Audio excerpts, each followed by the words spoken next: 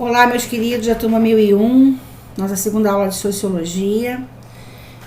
Vocês estão até respondendo direitinho os meus questionamentos lá, meus questionários, né? Nossa bateria de exercício. E só que, por enquanto, não está surgindo dúvida não, né? Só tive uma dúvida aqui, eu vou tentar explicar para vocês por aqui. Vamos lá. Alguém colocou que uma perguntinha, né? Lá no final do nosso exercício anterior, tinha o lugar para dúvidas. Tinha uma pergunta assim, ó. Se todos os conhecimentos da igreja foram deixados de lado para analisar-se melhor o lado do homem no estudo da sociologia, tá? Então alguém perguntou isso. O conhecimento da igreja, eles não são deixados de lado. A gente hoje vai falar sobre Émile Durkheim, e nós vamos falar futuramente sobre Karl Marx e sobre Max Weber. E todos eles vão ter a ideia da religião como um fato social e tem que ser estudado. Tá? Então a religião, o fator do poder da igreja dentro de uma sociedade, ele é muito importante na sociologia. Então isso tem que ser estudado, tá? Gente, qualquer fator que interfere no grupo social é importante para a sociologia, tá? Então a religião tem importância imensa, então não é deixado de lado, né? O que a igreja colocava como importante para ela, ele não é deixado de lado, passa a ser estudado, tá? Avaliado sociologicamente, quer dizer, como que aquilo ali interfere no grupo social, perfeito? Então eu não vou dizer o nome aqui, tá? Mas as dúvidas vocês vão colocando, que eu vou respondendo sempre na aula seguinte, tá? Mas se não entendeu ainda, tiver mais alguma dúvida, pode colocar ali, tá, gente? Vamos lá. Então hoje é uma aula rápida, né? Só um tempo. Vou explicar rapidinho para vocês quem é Émile Durkheim, para que a gente possa fazer os exercícios. E na semana que vem a gente já coloca um outro sociólogo, tá? Vamos nessa. Então, quem foi esse pensador, né? Esse cientista social? Quem foi, né? Antes de qualquer coisa, a gente começar essa leitura aqui sobre ele, eu quero que vocês saibam que a grande preocupação dele era explicar os elementos para manter coesa, manter unida, né, a sociedade. E tudo isso ele vai afirmar que veio após a Revolução Industrial e a Revolução Francesa, tá? Então a gente já está dizendo, desde a aula passada que eu falei sobre Comte, né? Falando que ele começa a avaliar a Revolução Industrial e a Revolução Francesa, a influência e as mudanças que isso provoca nos grupos sociais, e ele é visto como o pai da sociologia. Então, o Auguste Comte é o pai da sociologia, só que ele lançou a ideia. Quem é que vai estudar, minuciar, realmente colocar em prática a ideia que foi colocada por Auguste Comte? Será o Émile Durkheim, tá? Existe até uma discordância entre alguns estudiosos, alguns sociólogos, que alguns dizem que Auguste Comte é o pai da sociologia, outros já acham que não, que quem estudou mais, quem organizou melhor as ideias sociológicas foi o Durkheim, então ele que seria o pai da sociologia. Tem uma discordância aí, mas isso pra gente é uma coisa insignificante, né? O importante é que os dois são muito importantes sociologicamente. Então você tem o Auguste Comte, que vai lançar aquela ideia do positivismo, nós já vimos na aula anterior, né? Vai lançar aquela ideia da parte de análise, né? Estudar o homem, estudar a sociedade como uma coisa, e Durkheim só vem confirmando isso daí e colocando tudo isso em prática, tá? Então vamos lá, ó. Considerando por muitos como o grande fundador das ciências sociais, foi o que eu falei para vocês, tem essa briguinha aí, tá? Durkheim nasceu na França em 1858. Não precisa ficar decorando data para minhas provas, hein? Vou perguntar com que ano que ele nasceu. O que me importa é a ideologia dele. E lá viveu até a sua morte, em 1917. Diretamente influenciado pelo positivismo de Auguste Comte, que eu falei, Comte surgiu primeiro com o positivismo e Durkheim olha aquilo ali, avalia, pô, caramba, isso aqui é isso aqui mesmo, é assim que funciona a sociedade, então vamos estudar a sociedade. Durkheim, gente, ele era professor e ele vai levar a sociologia para a parte acadêmica. Então, ele que vai colocar a sociologia como uma disciplina a ser estudada. Entendeu? Então, a sociologia não era só uma observação de um grupo social. Ela tem que ser estudada também numa sala de aula, tá? Então, para quem não gosta de sociologia, vai lá, ó, corre lá na Durkheim e pega ele. Dedicou, então, a sua trajetória intelectual a elaborar uma ciência que possibilitasse o entendimento dos comportamentos coletivos. Tá? Então, ele não quer estudar o homem, ele vai estudar o grupo, a sociedade. Como um bom positivista, né, porque ele herdou esse positivismo do Comte, então ele achou interessante e aprimorou aquilo ali, né? Então, como bom positivista, tem uma visão harmoniosa da sociedade e, por conseguinte, os desvios de padrões são sempre vistos como anomalias que podem ser corrigidas pela organização das forças sociais, tá? Então, olha ali, ó, tem uma visão harmoniosa da sociedade. Então, olha, a sociedade, ela se organiza por si só, né? As coisas acontecem harmoniosamente. Então, você tem lei, né? Você, quando nasce, você já está num grupo social. Aquele grupo social tem normas. A sua família tem normas, né? Cada família tem sua norma. Uma família tem o hábito de desligar tudo, vamos dormir 8 horas da noite. Outra família permite que os filhos fiquem livremente vendo televisão até o sono chegar. Quer dizer, são normas familiares. E não só na família, mas no grupo social, você também vai ter normas. Então, você tem leis, nós temos constituições, né? E uma sociedade, para viver harmoniosamente, ela vai viver nesses padrões pré-organizados, pré-determinados. Aqueles que não concordarem, né, com esses padrões, eles serão corrigidos por uma força social. Se for na sua família, a sua mãe pode te botar de castigo, vai tirar o celular, vai, não sei, né? Aí depende da punição que o responsável determinar. Se for em relação a uma sociedade, uma nação, você tem as leis.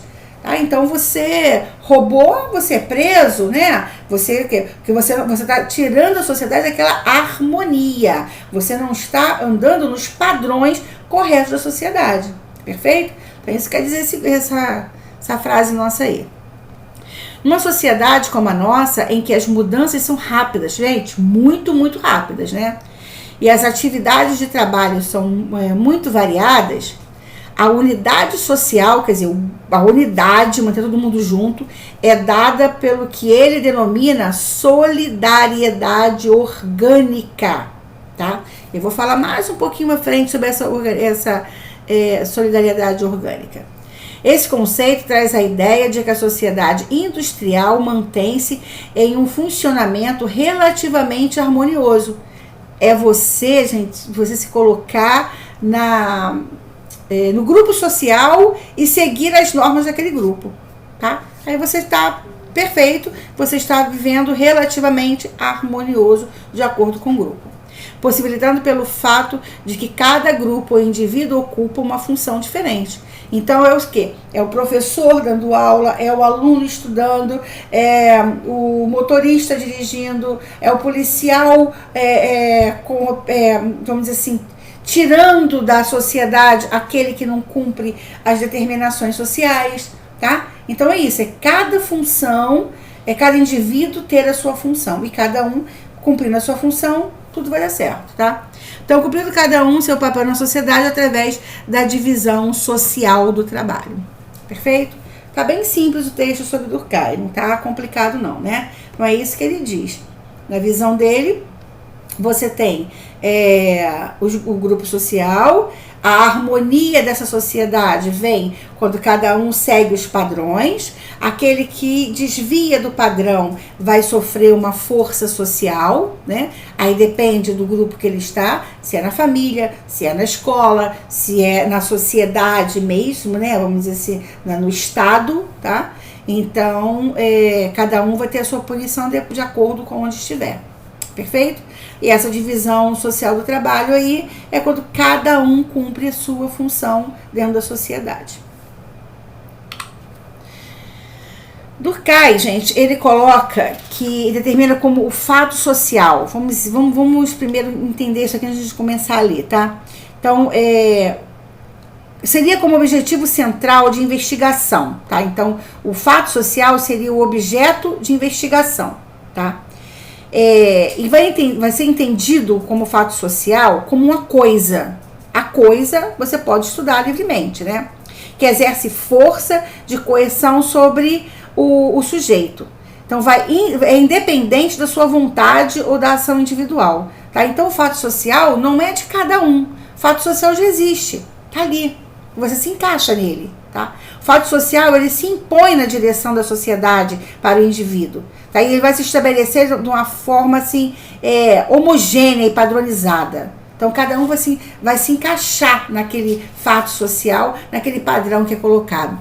Vamos dizer, você nasce numa nação que tem um idioma, tá? Então, tem aquele idioma ali. Então, você vai seguir aquele idioma. Você vai aprender a falar aquela língua, tá? Eu não gostei da minha língua, vou criar uma para mim. Então, você cria a sua própria língua. Você vai conseguir ser compreendido pelos outros? Você vai conseguir se socializar com o grupo? Você vai conseguir uma convivência harmoniosa com o grupo? Você criando a sua própria linguagem? Claro que não. Então, porque o fato social, ele é do grupo, ele não pode ser individual, tá? E ele já é colocado para você, tá? Então, vamos ler o textinho que eu coloquei para você, o resumo. Verem, o fato social é um conceito sociológico que diz respeito às maneiras de agir dos indivíduos, de um determinado grupo e da humanidade em geral, tá? Então, regra de maneira dos indivíduos, tá? No plural, não é do indivíduo, tá? Então, o fato social vai ser do grupo, tá? Como o grupo age. Aqui, ó, a gente levando lá em consideração aquela pergunta que eu falei com vocês, que é uma dúvida, né, de uma amiga, de um amigo, de uma amiga, na verdade, lembrei quem foi que fez a pergunta, de uma amiga que fala sobre os conhecimentos da igreja, que foram esquecidos. Claro que não, a igreja é um grupo social, tá? Então, a formação, a organização social ali é um fato social, a pessoa tem que se encaixar naquilo ali, tá? E você, a partir do momento que está encaixado naquele grupo, você tem que seguir as normas daquele grupo. Então, você vai sofrer punições por isso. Vamos lá. Os fatos sociais moldam a maneira de agir. Olha, os fatos sociais, isso que eu acabei de falar. Você vai ter que se encaixar naquilo ali, tá? Vai moldar, vai direcionar, vai dizer a maneira de agir das pessoas, pela influência que ela exerce sobre elas. Então, o fato social vai exercer uma influência, né? Eu sou a favor do nudismo, vou sair nua pela rua? Não posso, tá? Eu tenho normas a seguir, tá? Eu não posso fazer esse tipo de coisa, certo? Então, é isso aí. Isso que é o fato social. É você se encaixar nos padrões do grupo, não nos padrões que você acha correto, e sim o que o grupo determina como certo.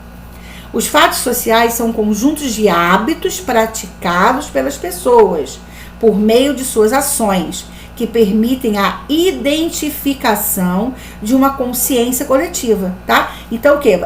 É o bem-estar do grupo é mais importante que o bem-estar individual.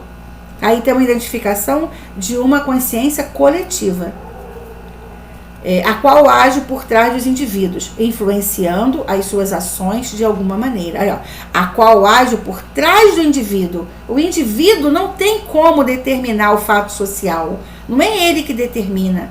O que determina o fato social é o grupo. Então, fatos sociais são gerais, quer dizer, o grupo, né? O grupo todo vai se manter naquilo dali.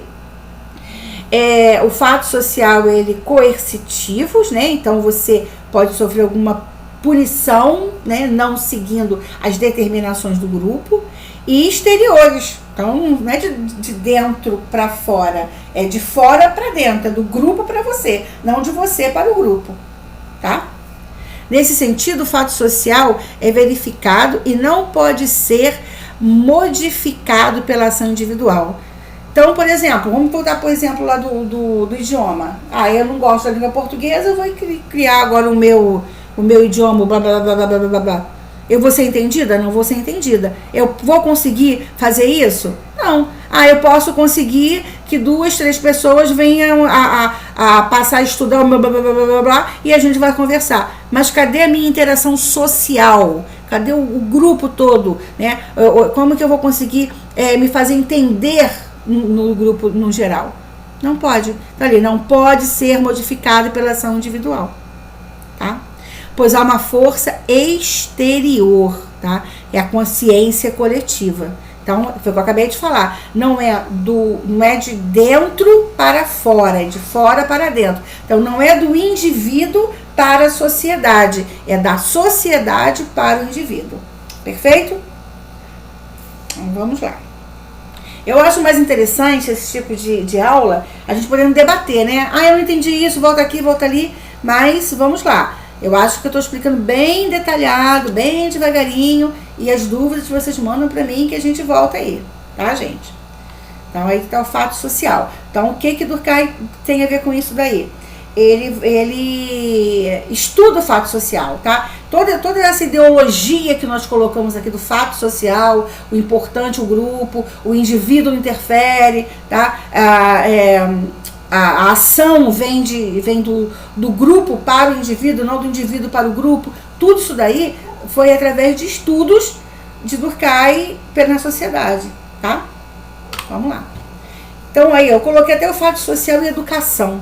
A educação é um fenômeno sociológico que molda o indivíduo de acordo com a consciência coletiva. Então, quando você vai para a escola, você não pode querer estudar o que você quer. Eu vou estudar o que eu quero, eu vou...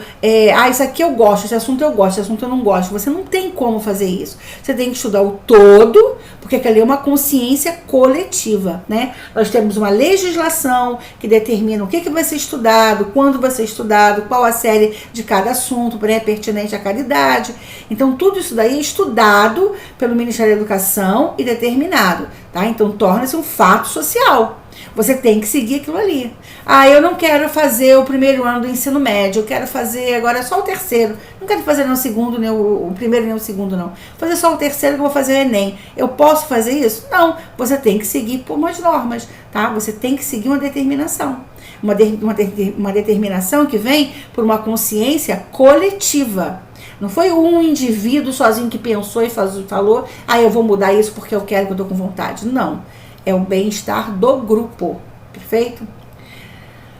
O intuito da educação formal não é somente ensinar ao aluno as ciências, mas também a cultura e as normas sociais. Então, a educação, quando você fala de educação formal, não é só você chegar e aprender a matemática, aprender como funciona vamos dizer, os órgãos, né, na parte de ciências. Não é isso, não é somente isso, né?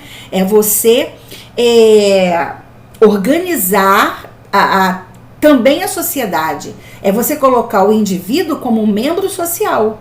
Aí por isso que você fala, é a área de humanas, área de exatas, né? A área de humanas é que vai entrar nessas normas sociais. Você estudando história, a parte de geografia, sociologia, filosofia, é que você vai aprender essas normas sociais. A cada dia você aprende como conviver melhor no grupo social. Perfeito? Durkheim, gente, ele tem uma coisa interessante, quando ele coloca que...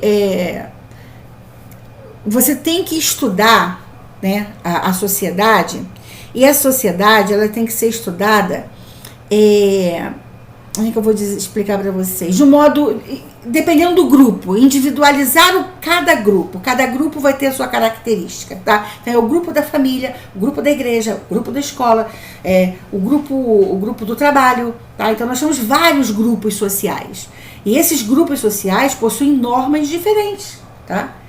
Para Durkheim, esse fato social, esses grupos sociais também, eles têm que ser estudados de uma maneira individualizada. Cada grupo, cada fato individualizado, para saber qual é a repercussão que dá ali.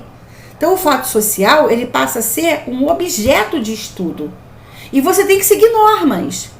uma ciência, ela tem que ter um paradigma, tem que ter uma organização, tá? Por exemplo, se você chega para um engenheiro químico e pergunta, eu quero fazer o elemento Y lá, tá? Um exemplo. Aí ele vai dizer para você, você pode misturar esse elemento aqui da cor verde com esse elemento aqui da cor amarela. Você vai misturar os dois, tá? Aí vai colocar, do verde você tem que misturar 3 gotas, do amarelo são 5 gotas. Mas você gosta muito do amarelo, e você, em vez de botar 5, você vai colocar 10. Vai dar o resultado que era para dar? Não. Por quê? Você não seguiu as determinações. Tá? Porque isso é uma ciência exata, não é? Então é ciência exata. A mesma coisa você vai levar para a sociologia. Também tem que ter um paradigma. Você tem que ver o que você vai estudar, como você vai ser estudado, qual o grupo social, qual o objetivo do estudo, o porquê, entendeu? Tudo tem que ser pré-determinado para depois ser estudado. Então não pode simplesmente olhar um grupo social e fazer um relatório sobre ele, pronto, estudei. Não é isso. Sociologia não é isso. Sociologia é você descobrir, tá, né, a cada momento, a cada instante, como que interfere o indivíduo no grupo e o grupo no indivíduo. É isso que você tem que estudar, tá? Então esses fatos sociais, eles são imexíveis, vamos dizer assim, né? Por quê? Você não vai ter mudança, você não vai poder mudar esse fato social. Ele vem da sociedade para o indivíduo. Tudo bem, gente? Então vamos lá.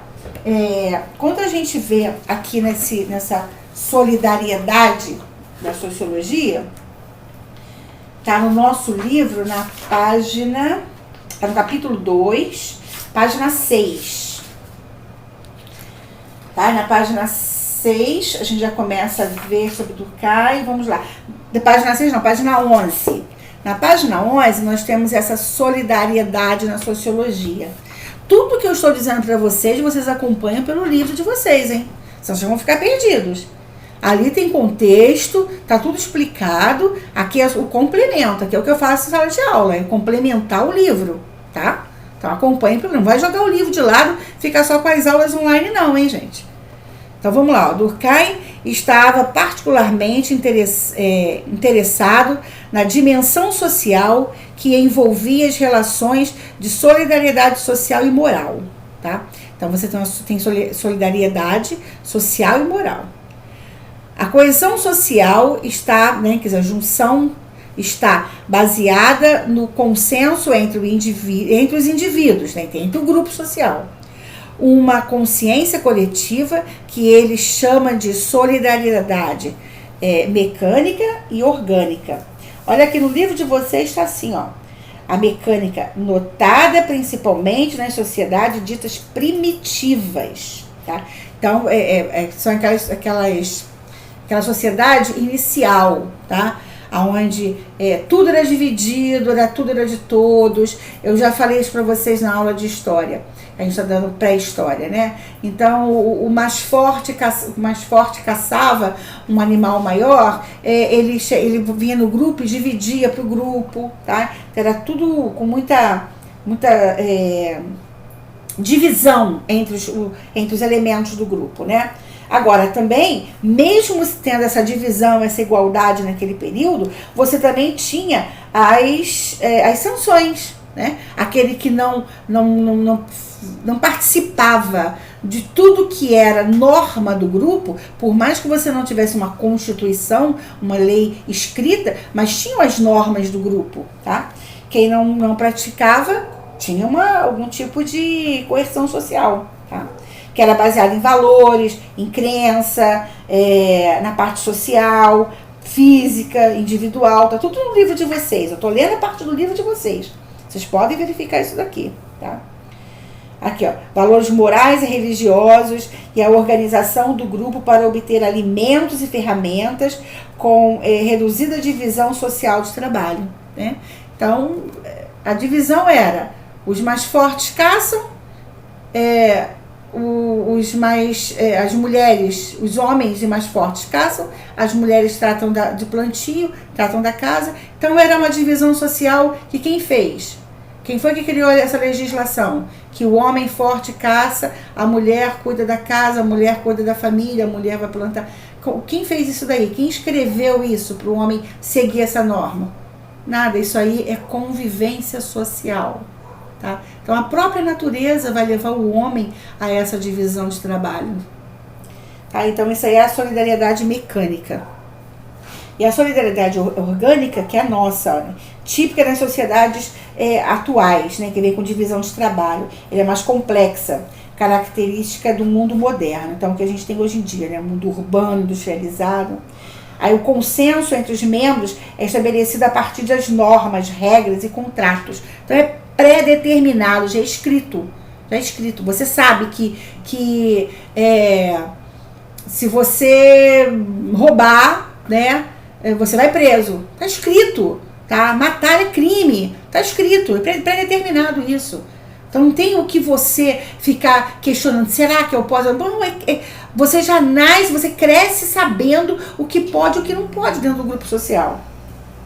Então tá ali, ó. A interdependência entre os indivíduos e a mediação dos conflitos se faz, portanto, pelo direito. Pelo direito o quê? Pela legislação. Então você tem ali uma organização judicial, né? Então essa solidariedade mecânica é da sociedade primitiva. Então é aquele grupo em que ele se estabelecia pelo costume, né? Você não tinha uma legislação pré-determinada.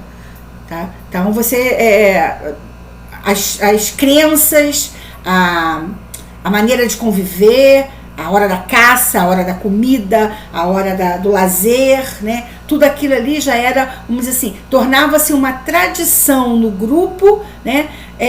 Por uma solidariedade social. Agora, quando você vem para a parte orgânica, é atual, é divisão de trabalho. Então você vive num grupo muito maior. Isso precisa de legislação.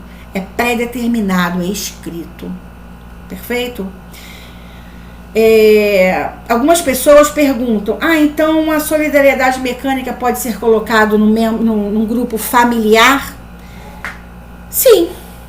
Sim. Por quê? Porque no grupo familiar você tem as determinações, tem as sanções, né? E você não tem aquilo pré-determinado, um escrito, tá? Mas é uma tradição da família.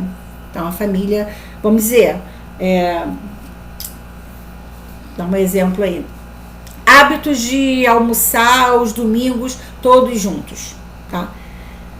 Então por acaso o filho decidiu ir à praia e não quis almoçar com a família e tal, né? Os pais podem ficar aborrecidos, pode fazer uma sanção. Mas que absurdo. É da família. Família que decide. Eles que resolvem. Tá escrito aquilo ali? Não. Mas pode falar, olha só, dia de domingo, a gente tem o hábito, você não veio almoçar com a família e tal, então, pai, me dá um dinheiro aí pra eu ir pro cinema hoje? Não. É uma sanção. É uma penalidade que você vai ter que pagar. Não vou te dar dinheiro pra você ir pro cinema hoje. Por quê? Porque você não veio almoçar com a sua família. Você sabe que é uma tradição familiar. Quer dizer, é uma organização da família. Mas não tá escrito. Então, tá aí na solidariedade orgânica, é quando já está pré-determinado. E o que vai julgar, né, se aquilo ali está sendo cumprido ou não, é a parte do direito, a parte jurídica. Está escrito aquilo ali. Perfeito, gente? Olha só, não esqueçam de manter os trabalhos feitos e organizados, tá bom? É vantagem para vocês. Assim que nós formos marcar algum tipo de avaliação, quando esse sufoco todo acabar, vocês vão estar com todo o conteúdo em dia, tudo certinho. Tirem dúvidas, tá bom? Fiquem com Deus. Beijos.